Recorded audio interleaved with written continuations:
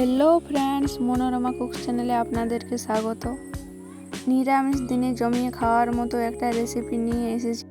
তো রান্নাটা করার জন্য আমি এখানে ছোট বাটিতে মেপে টোটাল 3 বাটি পরিমাণে চাল নিয়েছি। প্রতিদিন রান্নায় যে চাল ব্যবহার করে চাল দিয়েই রান্নাটা করছি। চালকে ধুয়ে নিতে হবে ভালোভাবে, জল পাল্টে পাল্টে, জল পরিষ্কার হয়ে না আসা পর্যন্ত 3-4 বার জল পাল্টে ধুয়ে নেওয়ার পর এই জলের মধ্যে চাল 10 মিনিটের জন্য ভিজিয়ে রাখবো।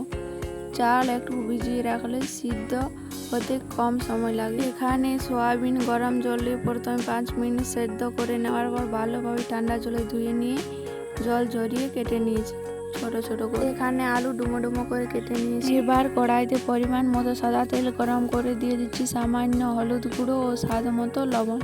তেলের সাথে হলুদ আর লবণ মিশিয়ে নিয়ে দিয়ে দিচ্ছি কেটে রাখা আলু। আলু ভাজা ভাজা হয়ে গেছে, এবার অন্য পাত্রে তুলে রাখছি।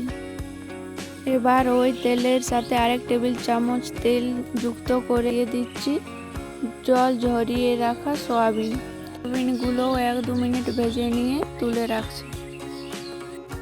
এবার কড়াইতে পরিমাণ মতো তেল গরম করে দিয়ে দিচ্ছি তেজপাতা দুটো, একটা শুকনো লঙ্কা, দারচিনি 2 টুকরো ও গোটা আস্ত জিরে 1/2 চা চামচ।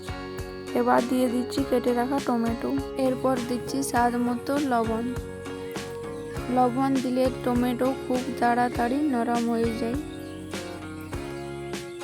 2 মিনিট ভাজার পর দিয়ে দিচ্ছি আদা বাটা, আর দিচ্ছি 1/2 চা চামচ হলুদ গুঁড়ো, 1/2 চা চামচ লাল লঙ্কা গুঁড়ো, 1/2 চা চামচ জিরে গুঁড়ো আর 1/2 চা চামচ ধনে গুঁড়ো।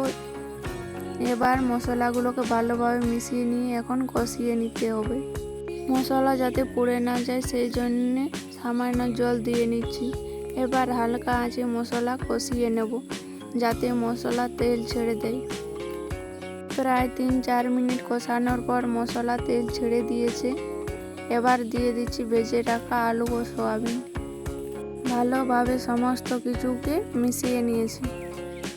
এর মধ্যে দিয়ে দিচ্ছি 1/2 চা চামচ গরম মশলা গুঁড়ো।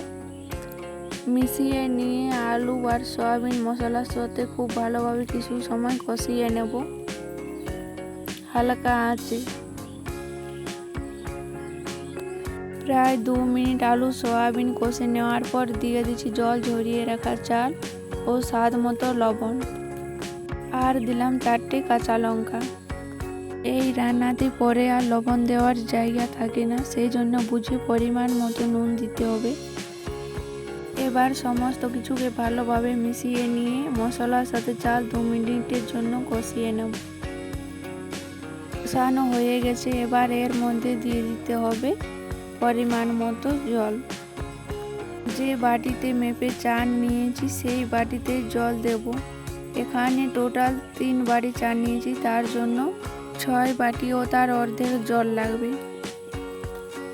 জল দেওয়া হয়ে গেছে, এবার দিয়ে দিচ্ছি কুচানো ধনে পাতা। সমস্ত কিছুকে ভালোভাবে মিশিয়ে নিয়ে বেশি আঁচে ঢাকা দিয়ে রান্না করে নেব 20 মিনিটের মতো। প্রায় 20 মিনিট ঢাকা দিয়ে রান্না করে নিয়েছি। জল একদম শুকিয়ে গেছে, ভাত সুন্দরভাবে সেদ্ধ হয়ে গেছে। সব শেষে এর মধ্যে দিয়ে দিচ্ছি 1/2 চা চামচ মতো ঘি দিয়ে আবারও সমস্ত কিছুকে ভালোভাবে মিশিয়ে নিয়েছি। রান্নাটা অবশ্য আমার হয়ে গেছে, এবার নামিয়ে নেব। আশা করছি রেসিপিটি আপনাদের ভালো লাগবে। চ্যানেলে নতুন হয়ে থাকলে চ্যানেলটি সাবস্ক্রাইব করতে ভুলবেন না।